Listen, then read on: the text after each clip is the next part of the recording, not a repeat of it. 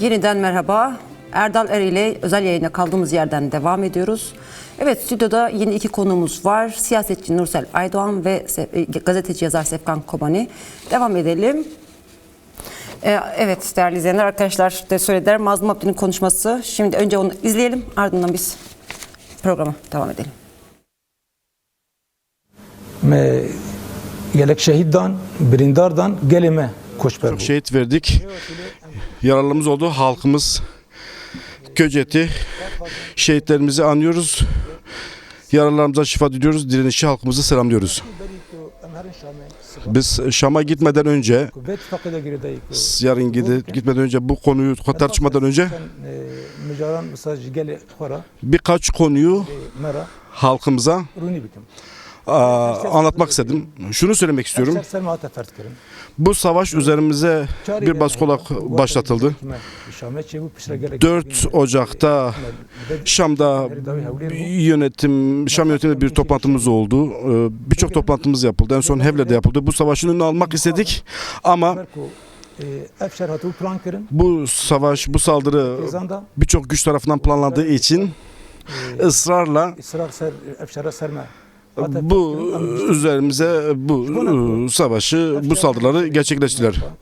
Bu bir iç savaş, aslında bir iç savaş olarak planlanmıştı. Bu bir iç savaşa dönüşmemesi için, siviller arasında ölümlerin artmaması için, anlamsız ölümlerin yaşanmaması için, bundan kaynaklı biz de Deir ez-Zor, Rakka'dan, Haseke'den geri çekilme kararı aldık ve bu savaşın önünü almak istedik. Bu üzerine bir anlaşma yapıldı ya da bu ittifaktan sonra aslında Şam'da döndükten sonra halkımıza çok daha geniş bir açıklama yapacağız. Kısacası biz devrimin ve halkımızın kazanımlarını korumak için ısrarlıyız. Bunun için elimizden ne gelirse yapacağız. Bunun için gücümüz de var. Arayışlarımız da var. Arayışlarımız da bu konuda devam edecek. Bu uzun süreli bir mücadeledir. İnanıyorum ki halkımız, örgütümüz, arkadaşlarımız bu savaşta, bu direnişte son 14 yılda savaşta ortaya koyduğu kahramanlıkları da ortaya koyduğu gibi bu önümüzdeki dönemde de bunu başarıyla gerçekleştireceklerdir. Evet. Bu beklenen açıklama geldi. Evet. Sefkan Kobani, bu konuşmayı bir yorumlayabilir misin? Metinde aslında Haseki yok ama Haseki'den de çekildik deniliyor. Mazlum Abdi'nin bu Şam'a gitmeden önce ön açıklaması nasıl yorumluyorsun? Haseki var mıydı? Açıklamada. Yani o Şu an Haseki yok. Haseki yok. Haseki'ye çekildi. Pardon. Yok. Onu düzeltelim. Derizor, Rakka ve bizim için de şey evet. oldu yani şimdi olsun. Evet. burada Evet, tamam. yani uzun Tercümede tabii. Evet. Tercüme biraz tercümede sorun olduğu biraz için şey oldu, o doğru. yanlış ifade etmiş arkadaşımız. Açıklamada Tepka'dan da bahsedilmiyor. Deir ez-Zor ve Rakka diye geçiyor. yani birazdan o çıkar ortaya daha ayrıntılı. Zaten yani uzun süreli bir direniş olduğu, bu halk direnişinin devrimci bir mücadelenin çeşitli durakları olduğu, bu duraklar Orta Doğu'daki savaşla genel tabloyla bağlantılı olmasından dolayı yani birçok senaryo ortada, bir sürü uluslararası güçler devrede. Şimdi bu uluslararası güçlerin planları var. Diyor ki biz iç savaşı engellemeye çalıştık, sivil ölümleri engellemeye çalıştık, 4 Ocak'ta adım atmaya çalıştık, Hevler'de adım atmaya çalıştık. Kimlerle çalıştık? İşte Şara hükümetiyle. Kimlerle yapmaya çalıştık? Amerika ile diğer güçlerle birlikte. Türklerle. Fakat burada bozmaya çalıştılar. Birçok güç var. Büyük bir plan var. Bu plan sadece Rojava üzerine değil ama demokratik özerk yönetimi sınırlandırma, bir çerçeveye koyma, kendilerine muhtaç kılma, kullanabilme ve Orta Doğu dizaynında ileriki süreç açısından biraz hem Irak'ı yeniden düzenlerken orada Hevlerle böyle Kamışlı arasında bir bağlantı kurma, işte gelen tablo, fotoğrafa baktığında o senaryo, geçmişte 2011'deki senaryo tekrar devreye giriyor. Yine böyle Irak üzerinde bir plan var. Daha önce bu tam tersiydi. Bu plan nereden başlamıştı? IŞİD'le birlikte aynısı Musul'dan başlamıştı. Şengal'den işte Rakka'ya birçok bölgeye kadar yayılmıştı. Burada bir bölge oluşturma, birleştirme ve Kürtler yine bir kenarda bırakılmıştı. Kürtler burada Haseki'nin doğusundan böyle biraz daha bağlantılı Başur'la, Kürdistan'la böyle bir bölge oluşturulacak. Zaten onlar göz dikmişti. Demişti biz Remillan petrolü diğerleri peşmerge gönderelim, koruyalım diyen söz onlardı. Yani bu plan gittiler, döndüler, dolaştılar. Bu planı biraz da ısıtarak devreye sokmaya çalışıyorlar. Yani bilelim bu plan kimindir? Bu plan içinde birçok güç var. Birçok güç kimdir? 4 Ocak'ta yapılan anlaşma, 5 Ocak'ta nerede anlaşma yapılıyor? Paris'te yapıldı. Birçok konuşmacı. Paris'te kimler vardı? İsrail. Kim vardı? Amerika vardı. Kim vardı? Fransa vardı. Kim vardı? Türkiye'de Hakan Fidan cirit atıyordu. Bir de Şam hükümeti vardı. HTŞ burada birleşti.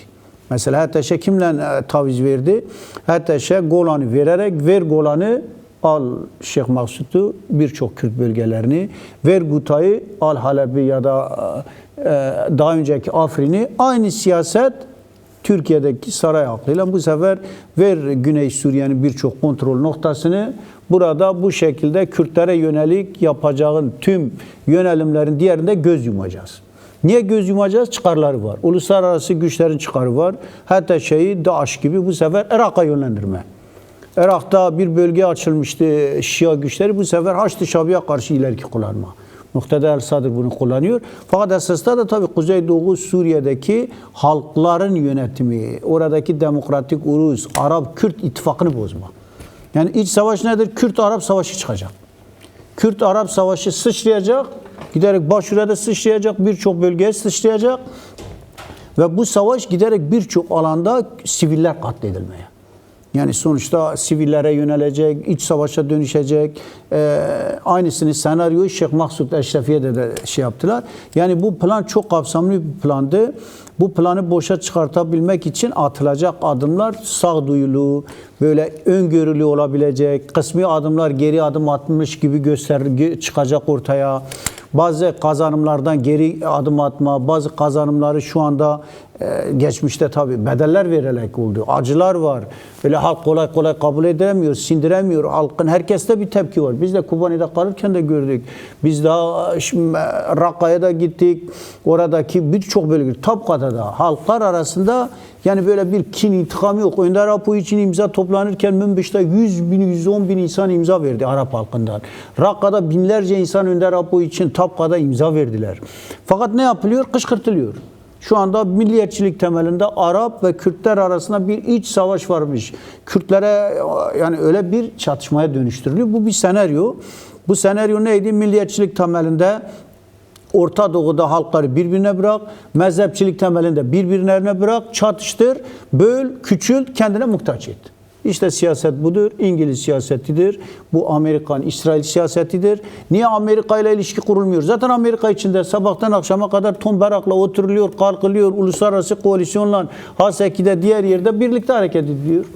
Şimdi yarın Mazlum Abdi kimle gidecek? Amerikalılarla beraber hareket ediliyor. Niye Amerikalılarla? İttifak zaten var. Askeri ittifak var. 10 yıldır askeri koalisyon ittifakı var. Niye İsrail'e? İsrail sessiz kalıyor. İsrail bir iki açıklama yapıyor. Dürzilere yaptığı bu şeylerin hiçbirini yaptı mı? Göz yumdu kendi çıkarları için. Yani dış güçlerden çok Kürtler arası ya da uluslararası dengeleri tümünü de yani biraz daha böyle öngörülü olabilmek için oradaki halkımızı savunabilmek, halkımıza yapılabilecek Kürt soykırımını, Kürt karşıtlığı temelinde büyük bir intikam, DAEŞ saldırısı var. Şu anda DAEŞ tehlikesi. Hol'da DAEŞ'ler var. Rakka hapishanesinde hala DAEŞ'ler var. Onlar çemberdedir. Bırakılmamışlar. Onlar Kasede tarafından oradadır. Yani tamam Kasede de çembere alınmış gibi orada görünüyor ama orada bırakılmıyor, Hol'da bırakılmıyor. Yani bunlar uluslararası güçler için de tehlikeli. Şimdi son dakika gelişmesi geçici hükümetin paralı askerleri Rakka'da 2 sivili katletmiş. Ya bunlar çok göreceğiz. Evet. Dolayısıyla Nursel Aydoğan'la sizin de bir değerlendirmenizi alalım. Ardından Sefkan Kobani ile devam edelim. Çünkü yani tamam bu anlaşma bu şekilde çıkacak. Mazlum Abdi ön açıklamasını yaptı. Yarın da bir görüşme olacak ve sonrasında. Detaylar. Şimdi pratik tabii uygulama nasıl olacak? Bunun önündeki zorluklar, veya imkan, avantaj, dezavantajlar ne? Bunu da konuşmakta fayda var. Sayın Aydoğan. Yani sevgili Erdal, çok hassas bir süreçten geçiyoruz. Tabii çok kritik bir süreç. Aynı zamanda bu hassas ve kritik süreç belli kırılganlıkların da ortaya çıkacağı bir süreç. O nedenle Sayın Mazlum Abdi'nin bu yaptığı açıklamayı ben çok önemli buluyorum. İyi ki daha fazla zaman geçmeden tam yerinde ve zamanında bir şey yapıldı, açıklama yapıldı. Ortada müthiş bir bilgi kirliliği var. Yani özellikle Türkiye medyasında inanılmaz bir psikolojik savaş yürütülüyor. Yani o kadar gerçeği yansıtmayan bilgiler şeyde ki hem sosyal medya üzerinden hem görsel hem yazılı basında var ki şüphesiz ki bu kadar büyük bilgi kirliliği Kürtleri hem de Kürtlerin dostlarının elinde olmadan hem moral bozukluğuna itebiliyor hem belli kırılganlıkların, duygusal kırılmaların olmasına neden olabiliyor. O nedenle ben bu açıklamayı bu anlamda değerli bulduğumu söylemek isterim. Yani tabii ki anlatılanları ben Kürt halkının ve dostlarının çok iyi anladığını düşünüyorum. Yani neden ve nasıl bu sürece gelindiğiyle ilgili. Şüphesiz ortada bir planlanmış bir provokasyon olduğu son derece açık. İşte Sayın Mazlum Abdi'nin de dediği gibi 4 Ocak'ta bir toplantı yapılıyor Şam'da. O toplantı sırasında yaşananlar var. İşte içeriye bir kişinin gelip zaten, evet, basına yansıdığı gibi toplantıyı imzalamadan, sonucu açıklanmadan terk ediş var. Ardından 5 Ocak'taki Paris toplantısı var ve 6 Ocak'ta saldırılar başlıyor. Daha işte bu saldırılar bitmeden işte Derhafir'de ve Meskene'de saldırılar başlıyor. Demokratik Suriye güçleri hani çıkacağını belirtmesine rağmen Rakka'ya, Tebka'ya saldırılar başlıyor. Bütün bunların bir plan dahilinde yapıldığını yani çok da böyle ani alınan kararlar olmadığını görüyoruz. Çok öyle Suriye geçici hükümetinin de kendi başına alacağı kararlar değil. Mazlum Abdi de yaptığı konuşmasında belirtti zaten. Pek çok gücün içerisinde olduğunu söyledi ki öyledir. Suudi Arabistan Prensi aradı Şara'yı. Erdoğan-Şara görüşmesi oldu. Yani evet. Saldırıdan önce de evet, saldırıdan önce de bir tur telefon görüşmesi evet, oldu. Şimdi bu sürece, bu noktaya gelince yeniden bir tur oldu. Bu da hem sizin hem Sefkan'ın evet, söylediğini doğruluyor. Evet. Yani sonuç olarak böyle bir anlaşma sanırım yarın da basına yansıyacak. Basına şey yapan bilgiler var. Bilemiyoruz tabii içeriğinde ne var. Ama öyledir yani devrim süreçleri öyledir. Biraz önce de basına yansımadan önce sevgili Sevkan'la da görüşüyorduk. Yani bu konuyu tartışıyorduk. Lenin'in bir kitabı var biliyorsunuz. İşte o kitapta şeydir, bir adım ileri, 2 adım geri. Devrim süreçleri böyledir. Bazen bir adım ileriye atarsın, bazen de bilinçli olarak 2 adım geriye çekilmek durumunda kalırsın. Ama süreci yöneten sensin. Yani şimdi süreci Demokratik Suriye güçleri ve özerk yönetim yürütüyor. Yani bizim halkımız bunu bir geri adım gibi de düşünebilir. İşte nitekim yazılan çizilenlere bakıyoruz, söylenenlere bakıyoruz. Birebir yaşamımıza yansıyanlara bakıyoruz. Bir geri adım var. Evet. Bir geri adım var doğru. Fakat şartlar, koşullar, sebeplerine bakmak lazım. Bir, ikincisi de bu mücadeleden vazgeçildiği anlamına gelmiyor. Bir diğeri, ya öfkeliyiz, hepimiz öfkeliyiz. O zaman yapılması gereken bu öfkeyi örgütlüğe dönüştürmek, mücadeleyi büyütmek. Tabii ki o. Ama bir de çok önemli bir nokta var. Mazlum Abdi'nin söylediği. Planlanan şey Suriye'de bir iç savaş, yeni bir iç savaş. Evet. Yani bunun önlemini almak, bunun tedbirini almak çok önemli. Yani planları buysa bu planı boşa çıkarmak da stratejik bir akıl gerektiriyor. O anlamda bence tüm halkımız bunu böyle görmelidir. Yani böyle düşünmelidir. Alınan her kararın altında mutlaka çok önemli nedenler vardır. Mücadele devam ediyor. Yani halk direniyor. İşte Şeyh Maksut'ta, Eşrefiye'de gördük. Evet, yani 140 bin kişi şeyi terk etmiş olabilir. Şeyh Maksut'u, Eşrefiye mahallesini terk etmiş olabilir. Onlar tekrar geriye dönecekler. Çağrılar var. Ama oradaki o muazzam direniş, Kürt halkının asla bu direnişi bırakmayacağını, yani bu mücadelesini nasıl sürdüreceğinin aynı zamanda göstergesidir. O anlamda Bunları zaten konuşacağız yapılacak yani. açıklamaları tabii ki güvenerek arkadaşlarımıza, yoldaşlarımıza, İmralı'da Sayın Öcalan da bu arada bugün basına yansıyan görüşme notları vardı. Bu kararın alınmasında bence bunun da ben yeri olduğunu düşünüyorum. Çünkü Sayın Öcalan çok öfkeli, çok kızgın olduğunu belirtiyordu yazılan şeyde.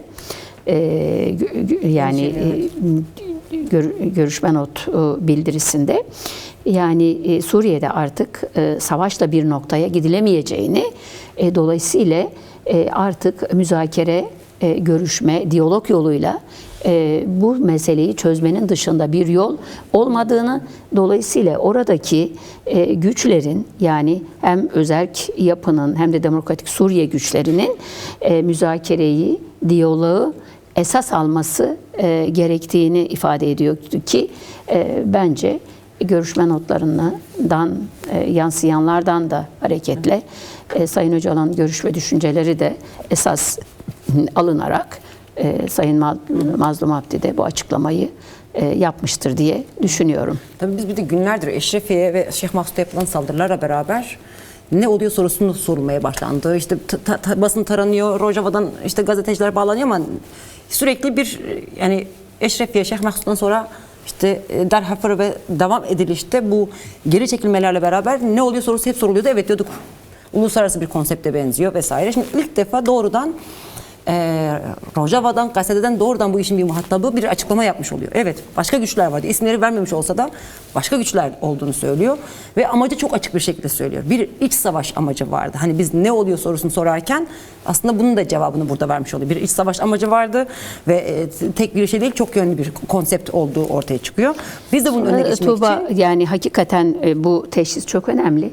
Biraz önce Erdal da söyledi, yok siz söylediniz herhalde. Yani Rojava'da Arap aşiretlerini Kürtlere karşı kışkırtma, karşı karşıya getirme şeyi var, çabaları var.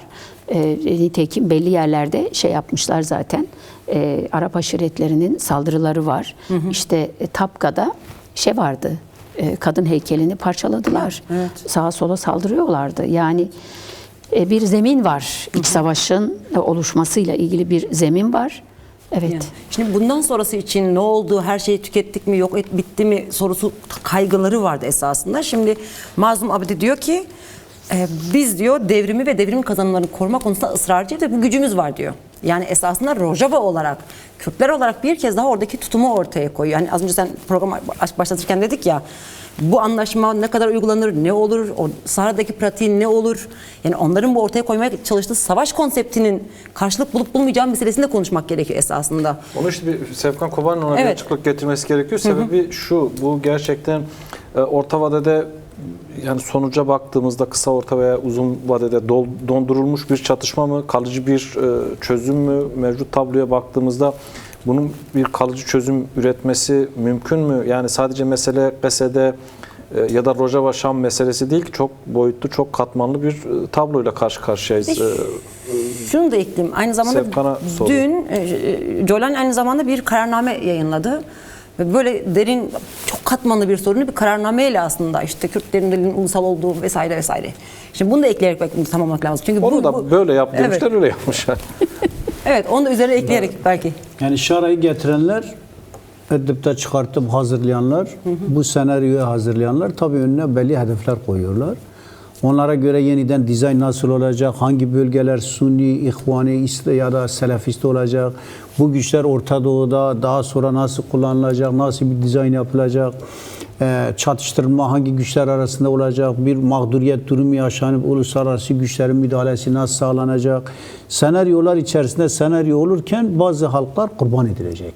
Mesela gördük Hamas'la işte İsrail arasında bir çatışma, Gazze'de Gazze katliamı, on binlerce, yüz binlere insan katledildi. Şimdi yeni Gazze'lerin olmaması için Önder Apo her zaman tedbir almaya çalıştı.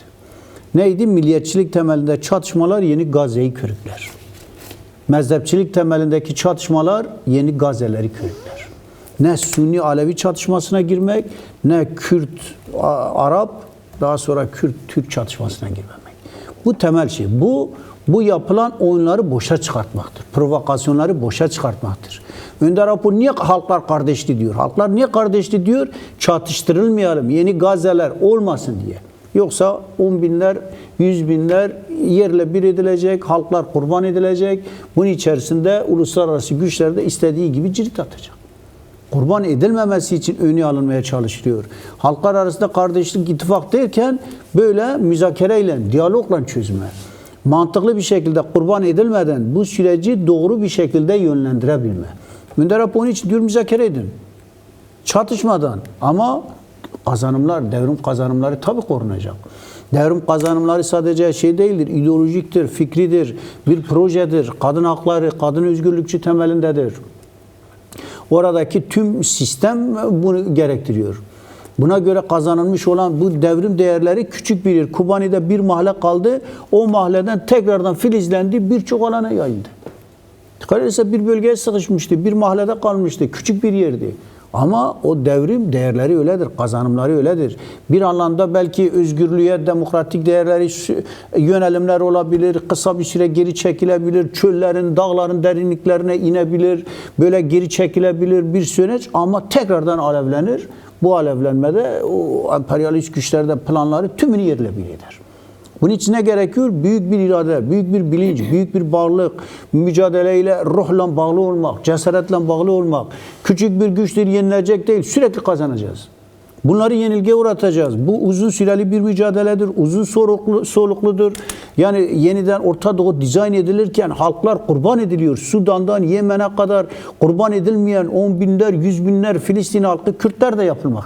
Kürtler kurban edilmeden bu fırtınalı süreçten, bu böyle ve her taraftan yerle bir edildiği bir süreçte Kürtler kurban edilmez. İran'a yönelik bir savaş, Irak'a yönelik, Şiilere yönelik bir savaş var. Yani bu savaşlar içerisinde stratejik akılla hareket ederek, oradaki Kürt akıl doğru bir şekilde hareket ederek, demokratik Kürt birliği temelinde hareket ederek, uluslararası internasyonel güçlerden destek alarak, Rojava'yı savunan tüm Avrupa'daki internasyonel, tüm dünyadaki tüm insanlığı harekete geç. Budur işte güç.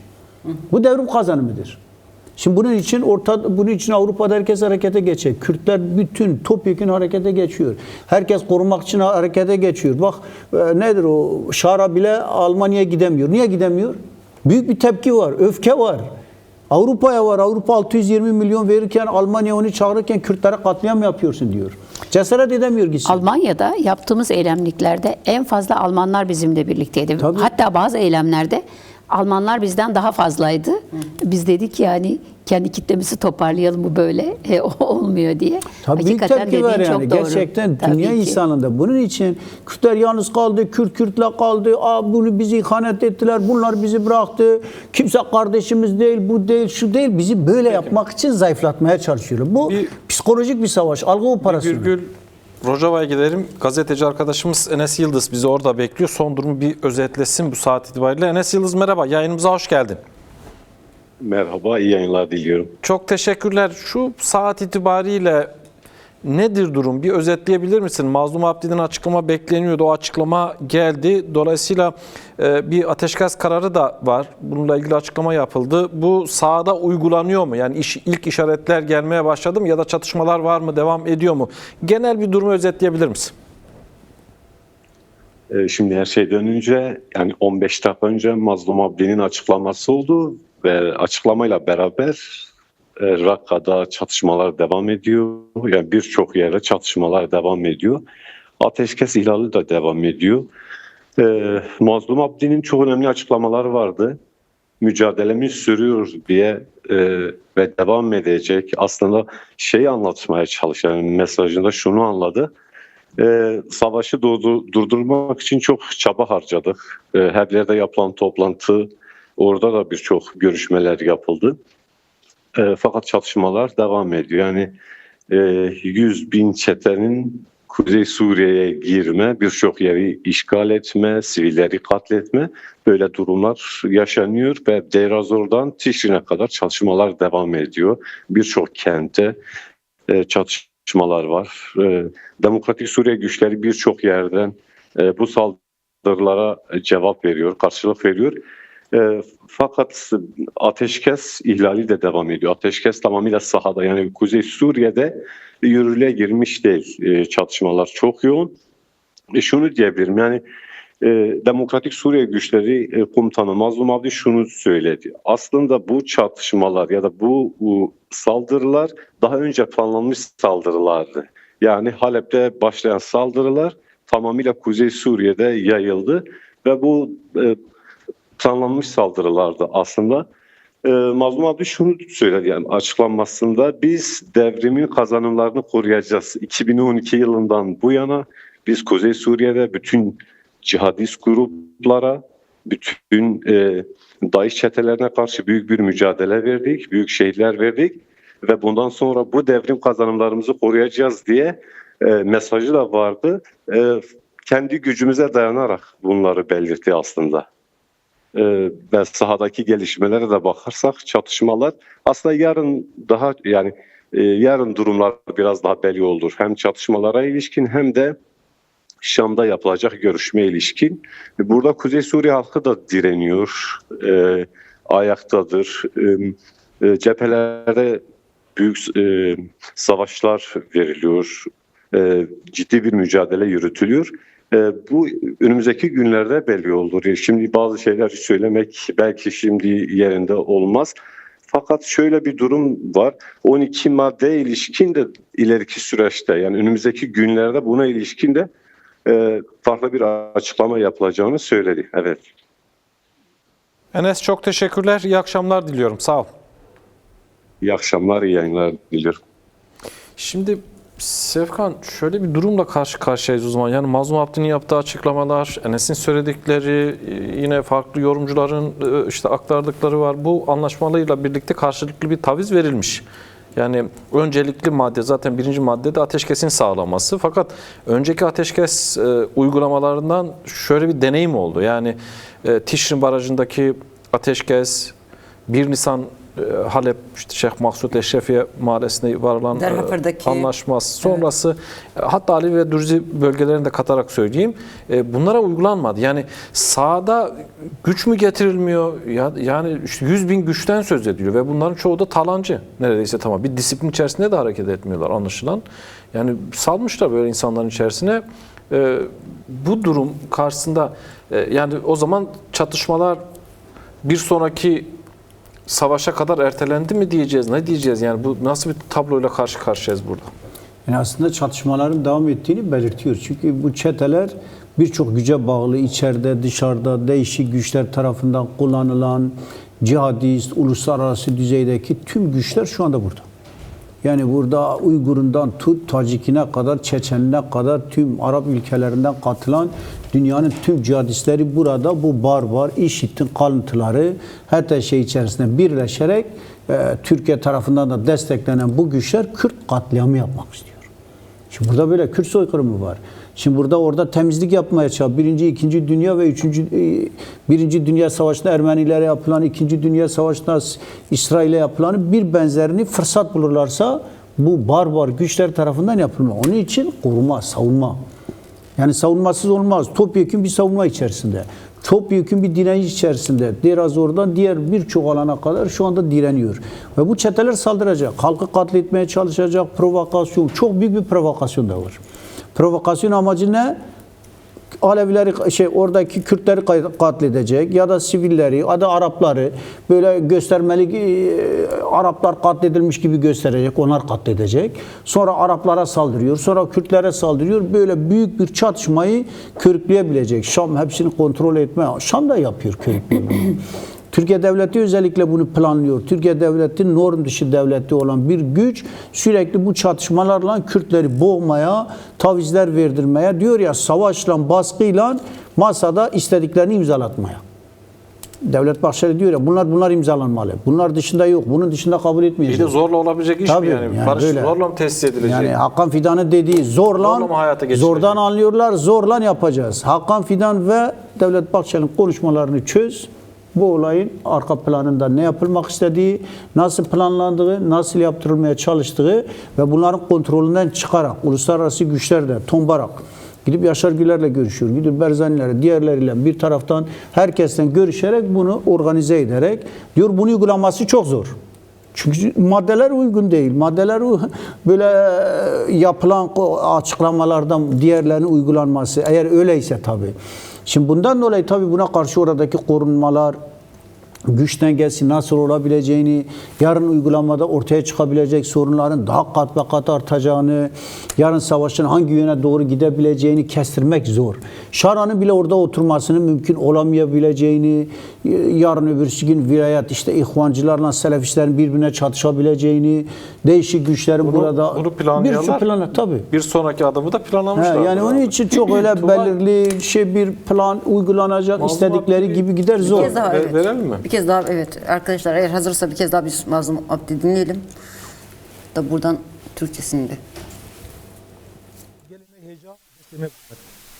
Ama bu demek bir şey nehirde hatta Rojairu şeriki dijwaran derbastı ben efşer sermahata fert kirin dibi şerida me şehiddan birindardan gelime koştar ki ve vesile em şehidi kahraman bir birtinin birindar şifat khazen o geli kha berqadir slav dikin براستی بری کو ام هرن شامه صبح کم سرنک مجاری کو بیت فقیده گریدایی کو گفتگو بکن متخاص از چند مجاران مساج گلی خورا گلی مرا رونی بکن بری هر سیاس خازم به بیجم افشار سرما تا فرد کردن جه چاری به مهدا کو واچه جیبینه کی ما شامه چه بو پشرا گلک جیبین ما هفت ما بر چیکن هر داوی هولیر بو متخاص کم پیشی وی شری بگرن لبل لم ومخابن جبركو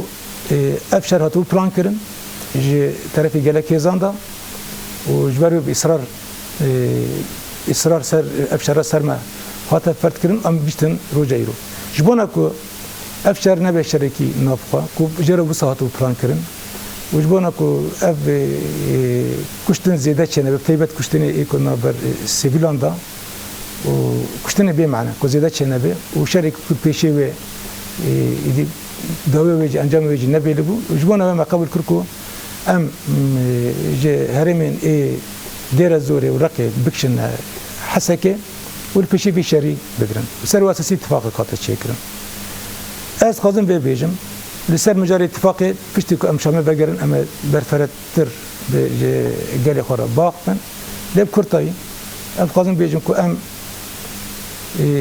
اصرارن کنم دستکفتی شورشی دستکفتی گلی خو بپارزین خصوصیت هرمی خو بپارزین جبونا ویجی چی دست مه امی بکن و جبو ویجی هیزا مجی هیا و هودان مجی و دوام بکن اوا تکوشینه کی دم دریجه و از باورم کو گلی ما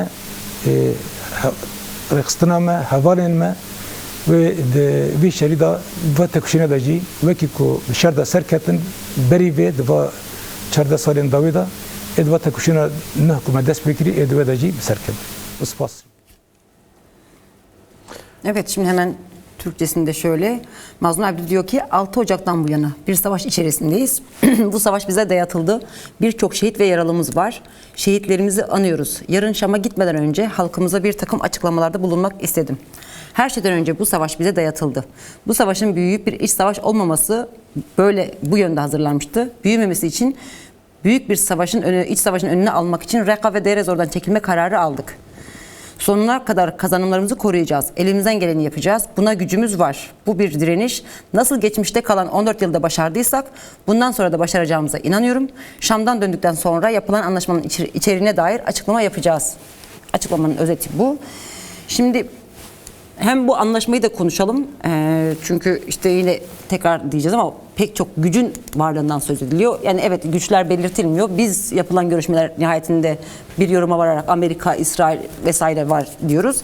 Şimdi yarın anladığımız kadarıyla Gazete heyeti ya da Mazlum Abdi Şam'a gidecek, bir anlaşma yapılacak ve o anlaşma paylaşılacak.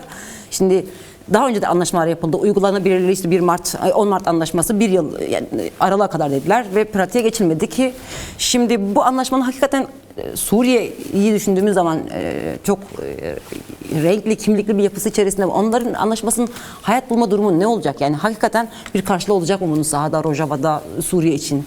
Belki böyle konuşmak gerekir. Evet, Nursel Aydoğan. Evet.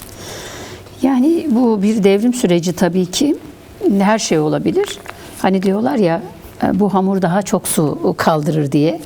Evet, bu hamur daha çok su kaldırır. İşte basına yansıyan yaklaşık 13 maddelik bir şey var. 14 madde, evet. 14 madde mi? 14 madde sanıyorum.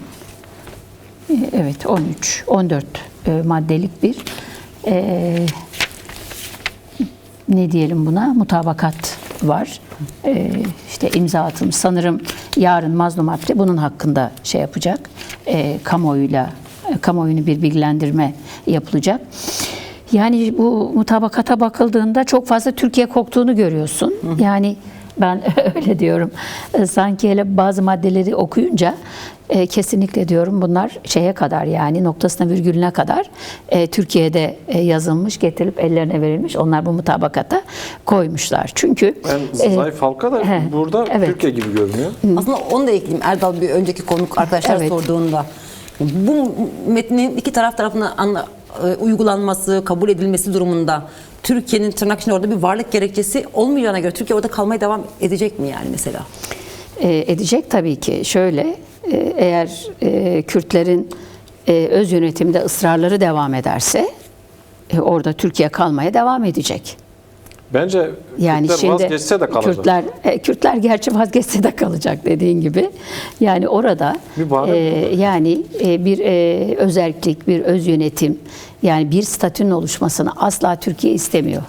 Ya öyle onun oluşacağına dair en ufak bir ışık olsa Türkiye oradan asla ayrılmayacak. Bu kesin ve nettir. İdlib'de Şimdi de hiç çıkmamış. İdlib'de Kürtler de yok. yani vardı. İdlib'de Ateşe Eteşe Şam'a var, gitti, halen hala çıkmıyor. şeyde var. Halen Demek ki orada şey mesele var. sadece Kürt Yani meselesi tabii olmadı. ki. Kıbrıs, Yani Suriye işgal ettiğini göstergesi yok. yani çokça söyledik tabii ki. Yine de burada söyleyelim. İşte Türkiye'nin yayılmacı politikaları. İşte şey diyordu ya, Davutoğlu döneminden beri gidip işte namaz kılıp Şam'da mı nerede bir yerde Yeni geleceğiz. Osmanlıcılık oyunları Yeni oynuyor. Osmanlıcılık oyunları var. Halep Türkiye'nin, Osmanlı'nın yönetiminde 400 yıl kalmış bir şehir.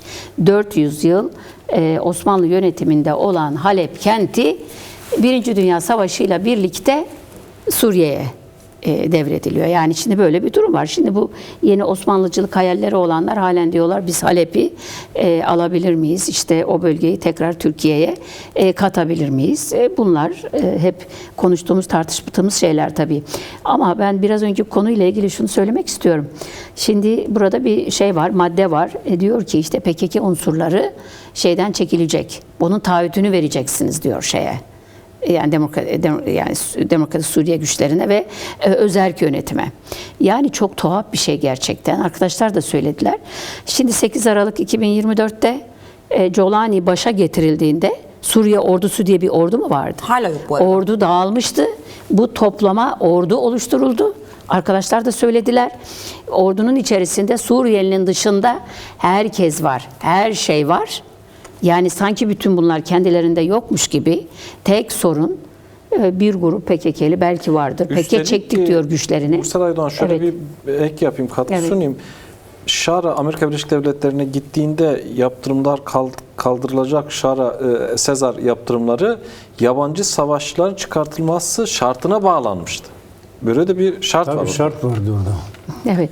Yani her şey bitti. Bütün mesele yani Rojava'daki sayıları bilmiyoruz tabii yani. Çektik diyor PKK. Önemli güçlerini önemli düzeyde çektiler. Varsa da yani bir grup orada. Bütün mesele bir grubun orada kalması mıdır yani? Bütün sorun o mudur? Bu mutabakata girecek bir konu mudur? Ama tabii bunların bir Türkiye şeyi olduğu, aklı ve fikri olduğu, onların aklının ve fikrinin gereği olarak bu mutabakata O zaman konulduğunu şimdi insan durum böyleyse bir şey söyleyebiliyor. sorayım. Oradan devam Tabii edelim. ki. Türkiye meselesi önemli çünkü Evet, bu tabii ki. duruma, bu tablonun bu şekilde oluşmasının sebebi Türkiye'dir. Dışişleri Bakanı'ndan bir açıklama geldi. Bu mutabakatla ilgili tam olarak şöyle demiyor. Diğer devletlerden de farklı kesimlerden açıklamalar geliyor. Memnuniyet duyduk, şu oldu, bu oldu. Türkiye'de böyle bir şey yok. İşte umarız etrafında dolanıyor. Hayata geçer, şunu yapar, bunu yapar, bunu söylüyorlar. Yani bu şu demek. Türkiye her an bu mutabakatı sabote etme Bunu bile potansiyeline yani, evet. sahip. Yani onu o hakkını veya rezervini saklı tutuyor. Ama Anlaşmadan anladığımız o yani. Mesela Yani ben Bahçeli'nin bugünkü iktidarın- açıklamasında evet. şu vardı. Diyor ki SDG ayrı, Kürtler ayrı diyor mesela. Yine bir ayrışmaya gidiyor. SDG işte Mazlum Abdi terör ve Kürtler ayrı. Aslında yıllarca Bakırköy Kürdistan'da yaptıklarının aynı pratiğini şimdi Suriye üzerine, Rojava üzerine Bütün yapmaya çalışıyorlar. anlaşmaları SÖMO üzerinden Türkiye yani saklanarak, gizlenerek sabote etmiştir. Yani AKP henüz bir resmi açıklama yapmadı galiba ama bugün hem işte Cumhurbaşkanlığı kararnamesi işte Kürtlerle ilgili bir kararname yayınladı ya Colani, hem o kararname üzerine hem de işte bu mutabakat üzerine değerlendirmeleri vardı. Yani çok olumlu buluyordu bu gelişmeleri. Mesela işte Demokratik Suriye güçlerinin kendilerini feshetmesini ve işte Suriye ordusuna tek tek entegre Ferdi olarak, birey olarak, evet. ferdi birey olarak entegre olmasının çok önemli olduğunu söylüyordu. Yine PKK'lilerin işte Suriye'den çıkarılma meselesinin çok önemli olduğunu söylüyordu. Yani genel anlamda bir kabulleri var bence. Çünkü pek çok maddesini de ben kişisel kanaatim öyle yazıldı, Colani'ye verildi. Çünkü biraz önce de söyledik, Paris'teki toplantı yani Dışişleri Bakanları düzeyindeydi ama Hakan Fidan da o gün oradaydı, yan odada oturuyordu. Toplantıdan çıkan sonuçlardaki akıl babalarından bir tanesi de oydu yani Hakan Fidan'dı. Yani Türkiye'den bağımsız değil. Ben bir şey ekleme yapayım. Şimdi o Fehim Misa var. Bunların ikinci kol ordu komutanı diye Sultan Murat Tugaylar'ın başı. Türkmen değil mi? Savunma Bakanı'nın yardımcısı. Diyor istifa etti. Niye istifa etmiş? Kürtçenin resmi dil kabul edilmesi. Türkmendir değil mi? Türkmen. Türkmen olan. Baklı, Evet. Savunma Doğru. Bakanı Yardımcısı Sultan Murat Tugaylar'ın Evet, başıydı. Türkmendir. Onun içinde yer alır, komutanlarındaydı. Onu götürmüşlerdi. Fehim diyor istifa etti. Tahammülü yok. Kimin adamıdır? Bahçeli'nin. Kimin adamıdır? Bu norm dışı devlet olan Hakan Fidan'dan bir tek. Bu ekip sürekli sabote eder. İstemez yani. Diyor Kürt ve Arap çatışması çıksın. Bize muhtaç olsunlar. Burada çatışma, buradaki kriz biz daha yayılalım. Şu anda Serikani, Gresipi, şimdi eğer oralarda artık onların kalma gerekçesi kalmayacak. Madem oralar o HTŞ'nin ya da değişik güçler girdilerse bundan sonra orada niye kalacak? Kime kalacak? Hiçbir yerde kalmaması gerekiyor. Tabii yani bir örnek oradan. Şimdi Afrin'de PKK mi var? Niye çıkmıyorsun? Daha gücünü yoğunlaştırdın. Idlib'de dedik. Idlib'de kim var? Hiçbir Kürt gücü yok. Cerablus'ta, Bab'da Yani bu kadar gücü, 20-30 bin gücü buraya yerleştirmenin amacına parçalamış. Kendisine bir vilayet olarak orayı bağlamaya çalışıyor. Giderek ekonomik, siyasi diğer kesimler onun için aralarında da çelişkiler var. Yani böyle tek düze bir siyasetin olmadığını, uluslararası güçlerin olduğunu, bölgesel güçlerle aralarında çelişkiler olduğunu yer yani bunu uygulamada ya da bu adımları atmada çeşitli çelişkiler ortaya çıkacak. Aralarında çelişkiler, çatışmalar. Bugün İsrail'in planları, İran'a karşı yönelimleri, Amerika'nın yeni planında belki ses çıkartmayacaklar. Hamas'ın işte tasfiyesi için yeni görev vermişler Erdoğan'a. Hakan Fidan zaten görevli. Fırıldak gibi fırıldar. Oraya buraya gider. Bütün Kürt karşıtlığını yönlendirir. İsrail'in planlarını iyi uygulayıcısıdır. Aslında bir gün çıkacak ortaya ne yaptığı. İsrail'in uygulayıcılarından biri. Onun için Kürtleri çatışma. Kürtleri hedef yapmak, kurban etme. Tek kafalarında olan bu ama bu değil amaç tabii.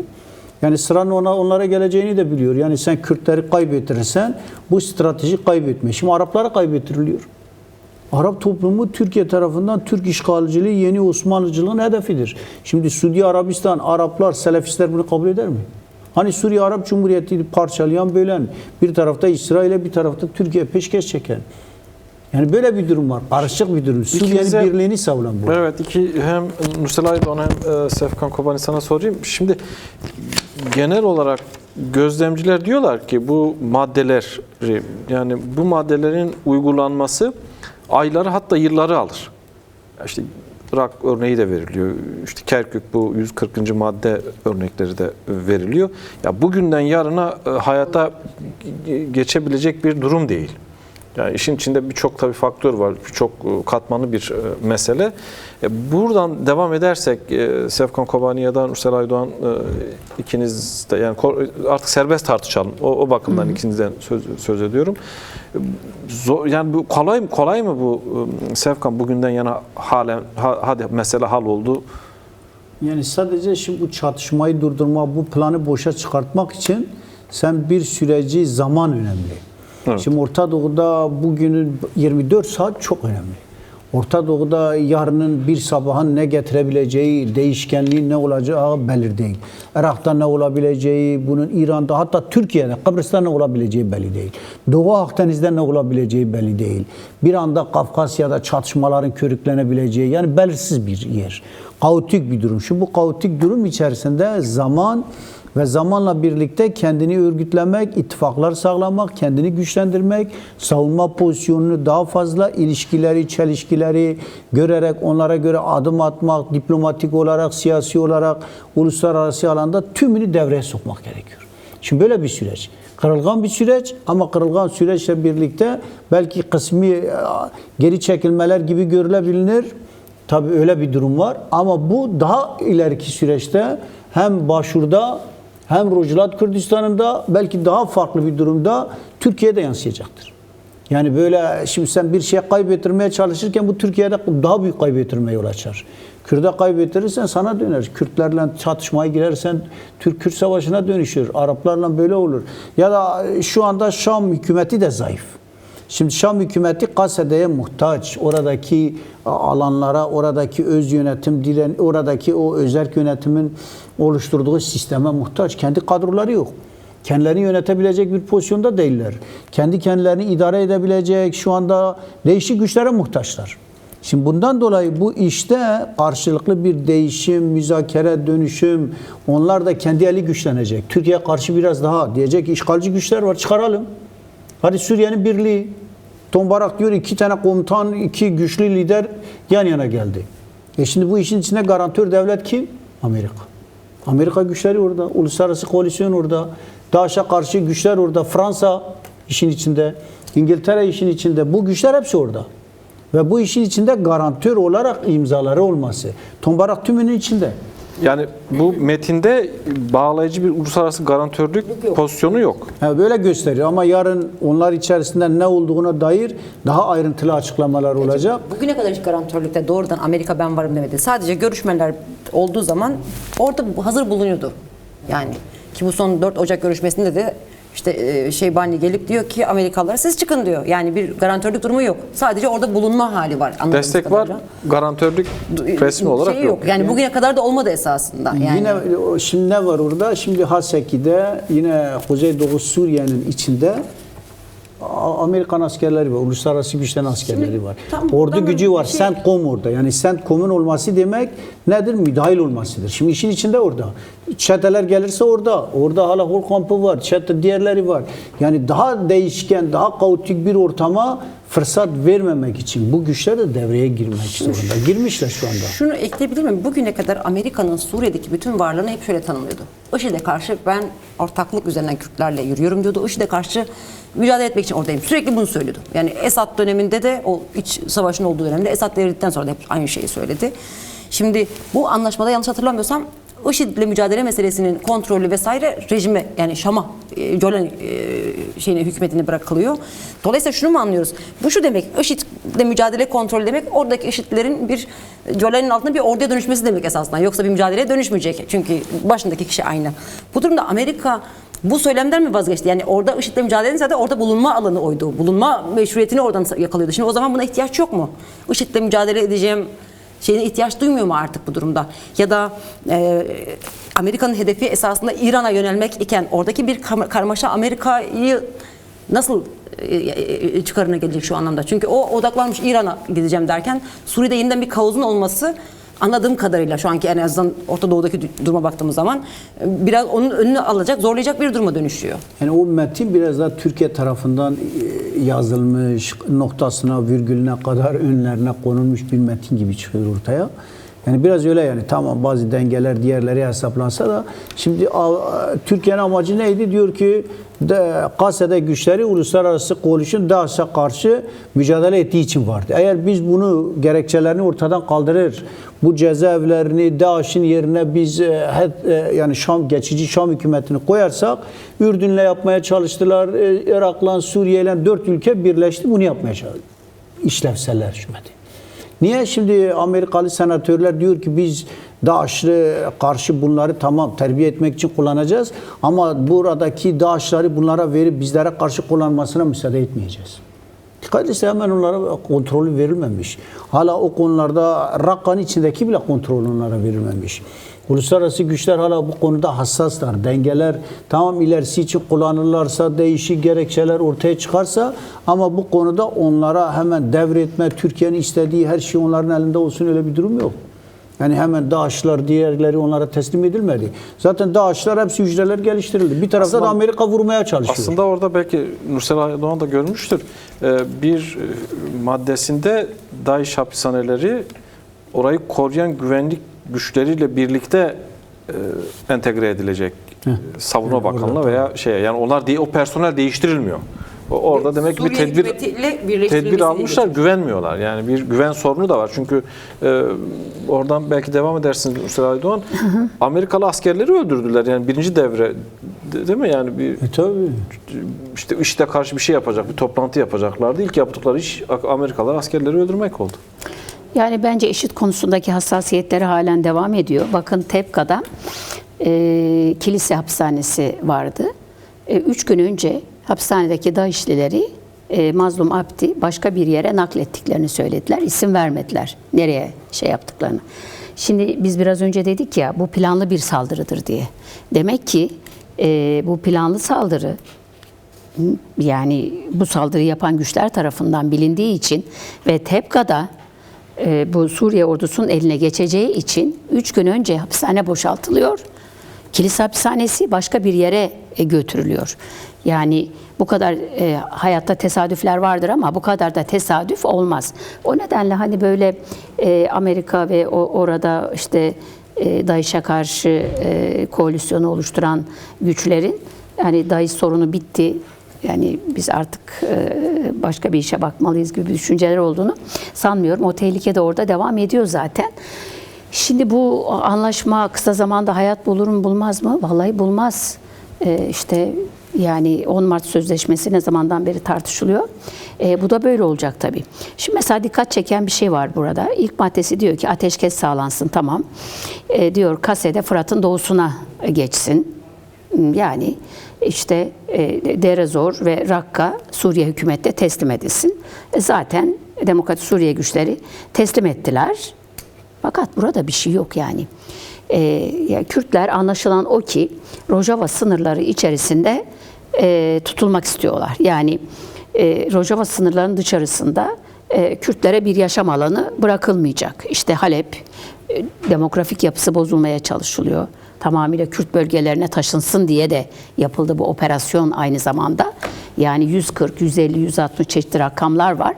O kadar kişi şeyden, 2 mahalleden dışarıya çıktı ve Kürt bölgelerine gitti önemli oranda. Yani Kürtleri Rojava sınırları içerisinde hapsetme gibi bir durum var.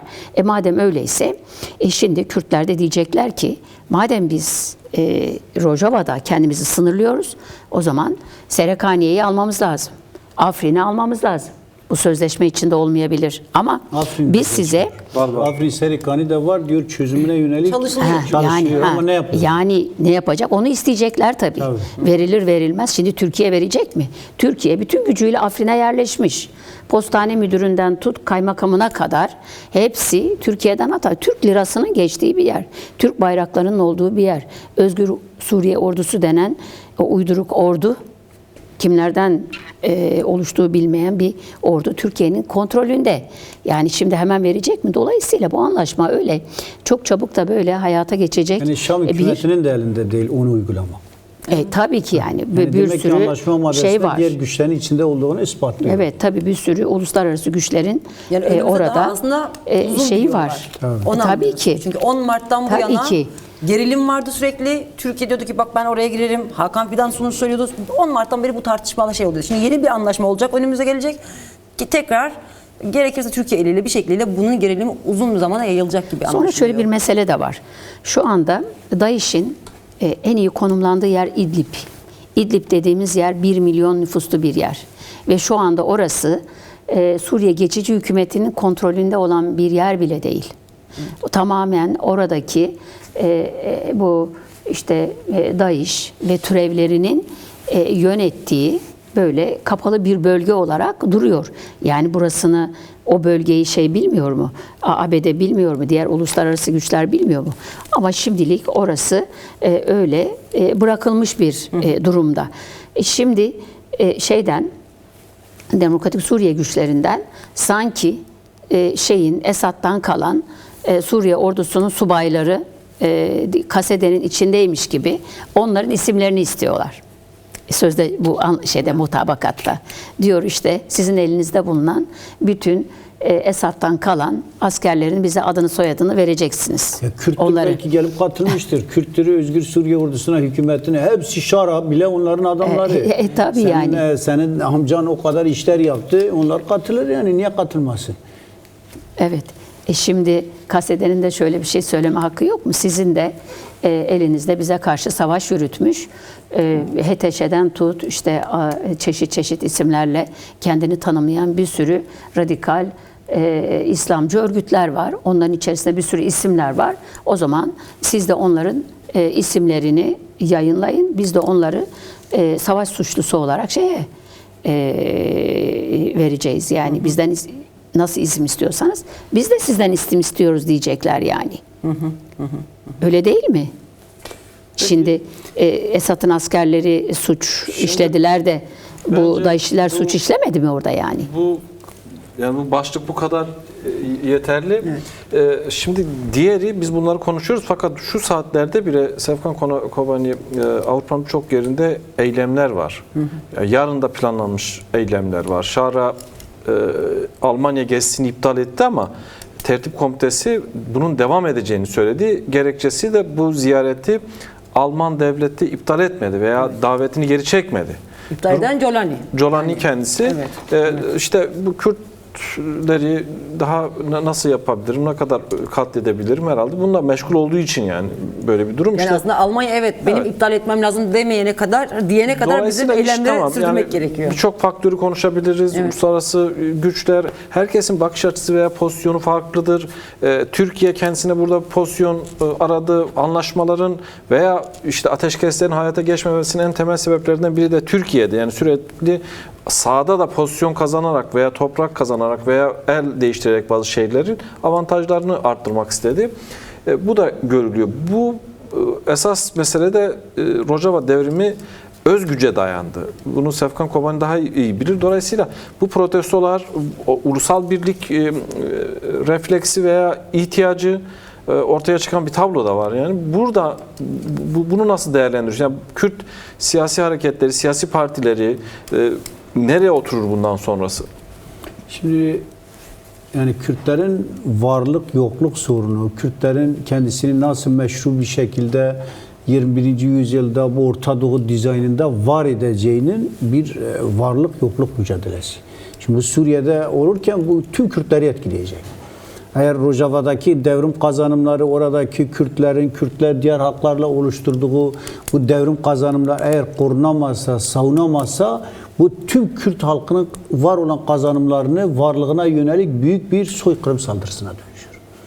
Bir de bu kazanımlar sadece Kürt halkının değildi. Bu kazanımlar bölge halklarının, tüm insanlığın bir kazanımıydı. IŞİD'e karşı mücadeleyle tüm insanlığın bir vefa borcu var, bir vicdani borcu var.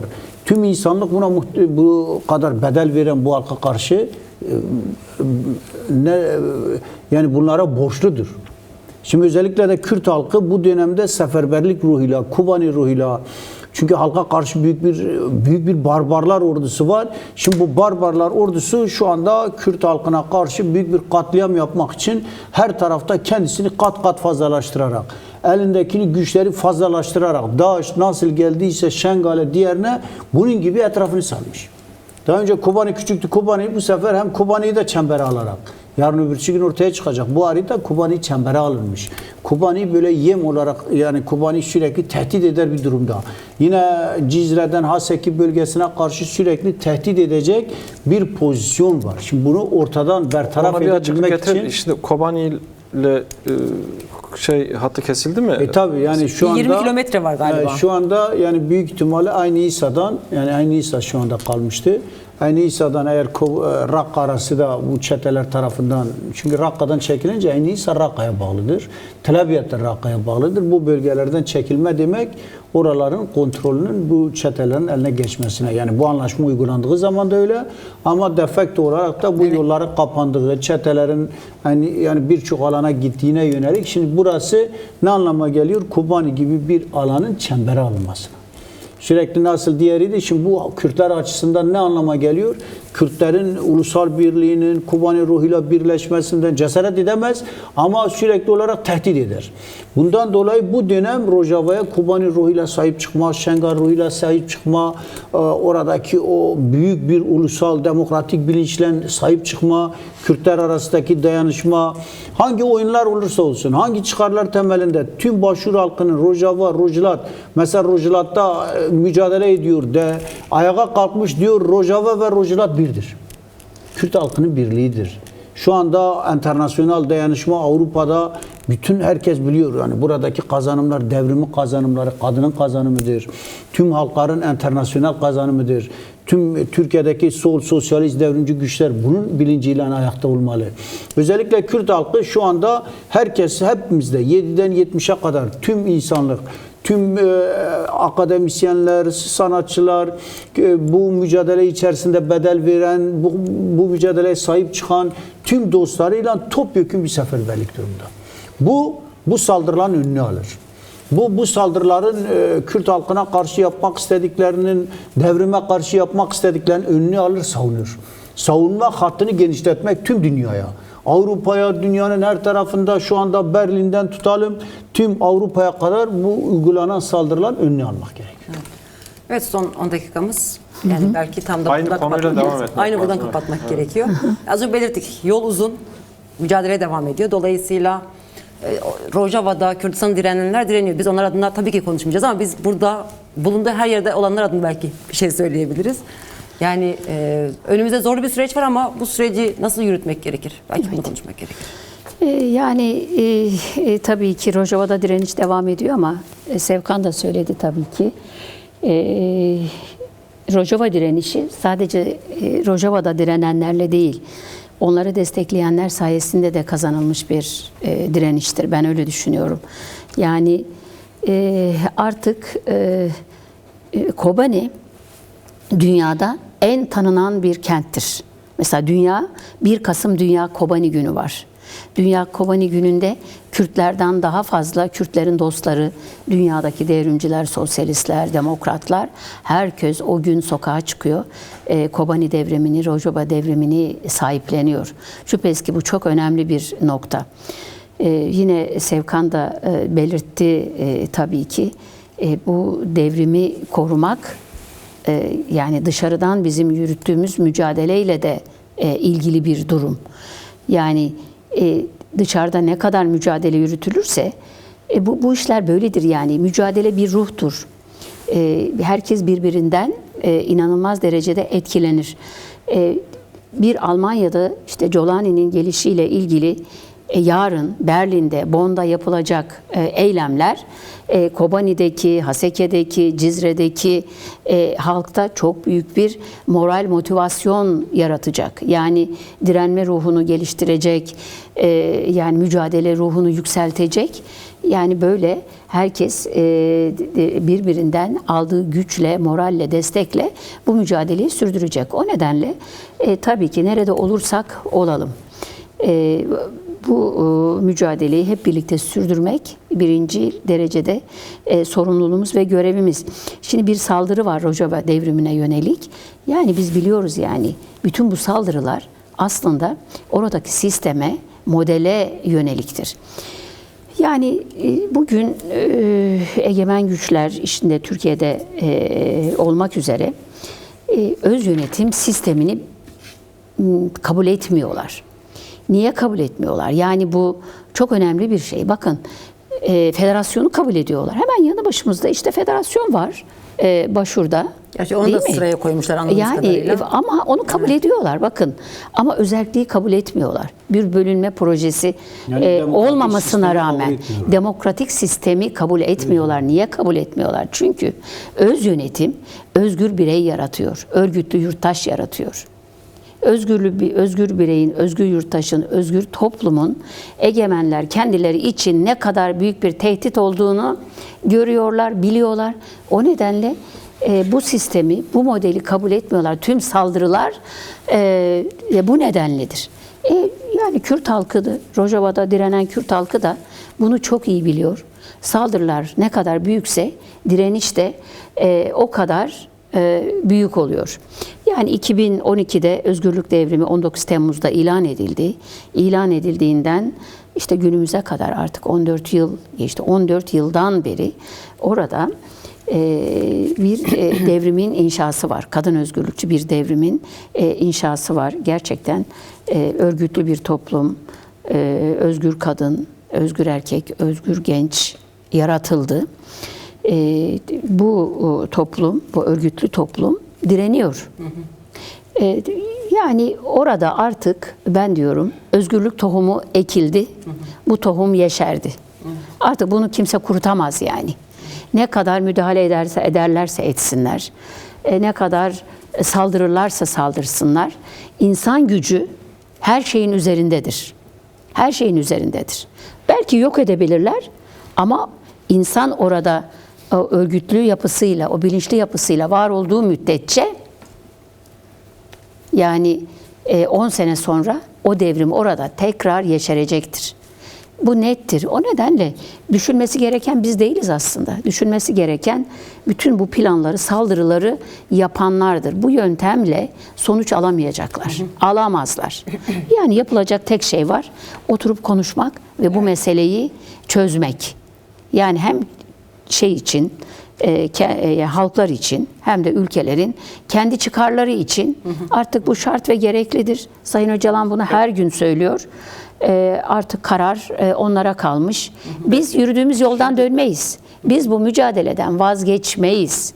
Yani bunu söyleyen sadece biz değiliz. Artık milyonlarca insan bunu söylüyor. Avrupa'daki, diasporadaki bunu söylüyor. İşte Türkiye'deki bunu söylüyor.